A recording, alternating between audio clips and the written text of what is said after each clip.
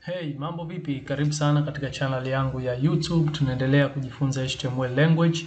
Na leo katika video hii tutakwenda kuangalia aina nyingine ya form control baada ya kuangalia zile aina mbili ambayo ni ya password input na text input. Leo tutaenda kuangalia text area, namna gani ya kuweza kuweka katika fomu yetu. So moja kwa moja wacha nifunge hii faili iliyopita na niweze kufungua faili mpya ambayo ni ya text area.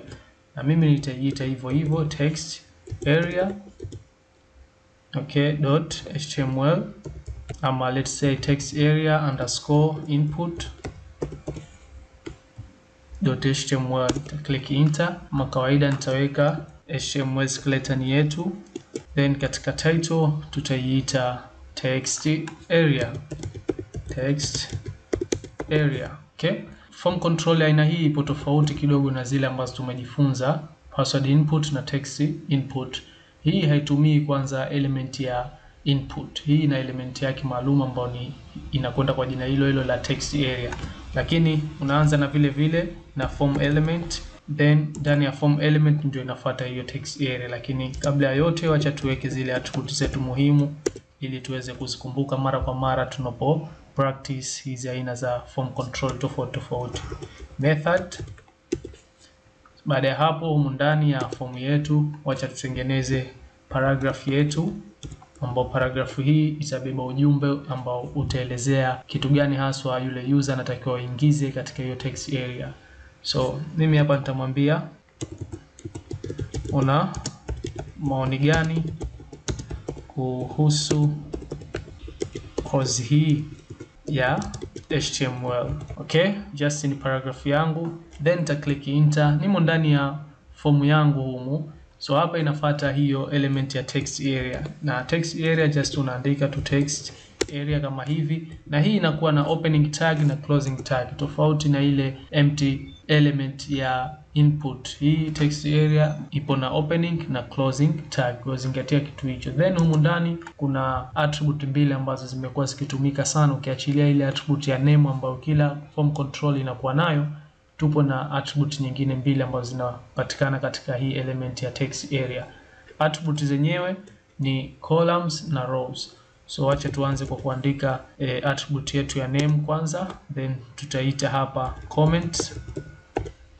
Okay, then baada ya hapo kuna hizo attribute mbili ambayo ni calls, naandikwa hivyo. Unaweka size ya hiyo column yako, unahitaji kile kiboksi chako kichukue ukubwa wa column ngapi, pengine sisi wacha tutumie column 10. Then kuna kuwa na rows pia, attribute hiyo ambayo inaenda kuweka row ngapi ichukue hicho kiboksi ambacho kinatakiwa kutumika kuweza yule user kuweka maoni yake. Kwa hapa mimi nitaweka 5. Nikisave hapa, nikija ndani ya text area yangu naandika hapa kile ambacho nahitaji ka display katika ile text box. Kama unahitaji ki display kitu unaweza ukaacha hivyo hivyo. So hapa twende tukarun hii file yetu. Nitakuja katika file explorer yangu, text area input hii hapa, nita double click na itafunguka kama hivi ambavyo unaona. So hapa tayari tumetengeneza text area yetu ambayo inaonekana hivi, kiboksi hichi ambacho kimejengeka kwa kupitia hizi columns na rows. Mfano tukiongeza row hapa, tukiweka row 10. Nikisave hapa, nikija katika browser yangu nikirefresh, utaona change ambayo inatokea. Umeona imeshuka chini, imechukua row 10. Lakini pia tukiweka hapa katika columns, columns ichukue 40. Nikisave Ctrl S, nikirefresh katika browser yangu, umeona box letu limekuwa kubwa. Kwa hiyo nacheza na hizi columns na rows.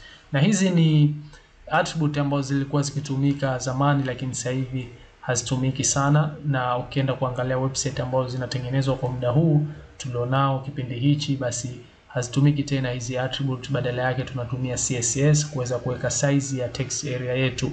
Tutakapofika katika CSS tutajifunza mambo yote hayo. So endelea kufuatilia YouTube channel yangu, subscribe kama bado hujasubscribe, gonga alama ya kengele ili kuweza kupata notification ninapo upload tu video mpya, ili kuweza kujifunza na tusiweze kuachana.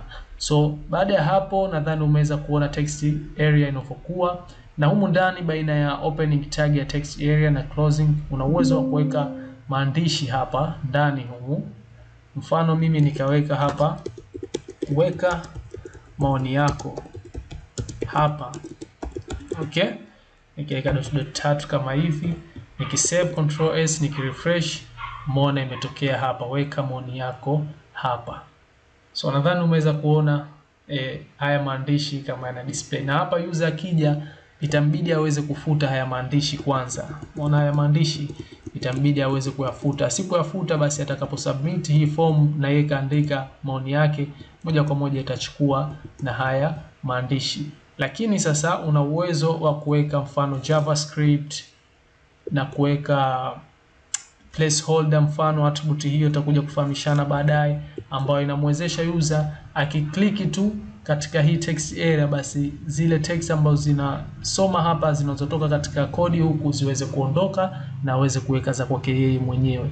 Na uwezo wa kufanya hivyo tutakuja kuona katika video ambazo zitafuata. So hii ni text area, the way ambavyo inaonekana na ambavyo unaweza kuitengeneza katika fomu yako. Na hii kazi yake kubwa ni kwenda kuchukua multiple line, tofauti na zile text input ama password input ambazo zinaenda kuchukua just line moja tu. Pengine unamuuliza user, unamhitaji user aweze kuingiza username yake ama first name ama last name, ni mstari mmoja mmoja tu. Lakini hii multiple line, pengine kuna maoni unataka uyachukue kutoka kwa user, na maoni unafahamu yanaweza kuwa ni paragraph nzima ama paragraph 2, 3 na kuendelea. Pengine kuna ujumbe fulani unahitaji kutoka kwa yule mtembeleaji wa tovuti yako, unaweza kutumia hii text area.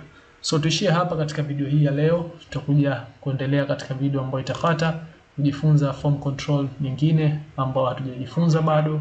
Nadhani umeweza kupata concept kuhusiana na hii text area. Kama una maswali yoyote utaniandikia katika sehemu ya comment. Subscribe channel yangu, endelea kufuatilia, tuendelee kujifunza. Tukutane katika video ambayo itafuata.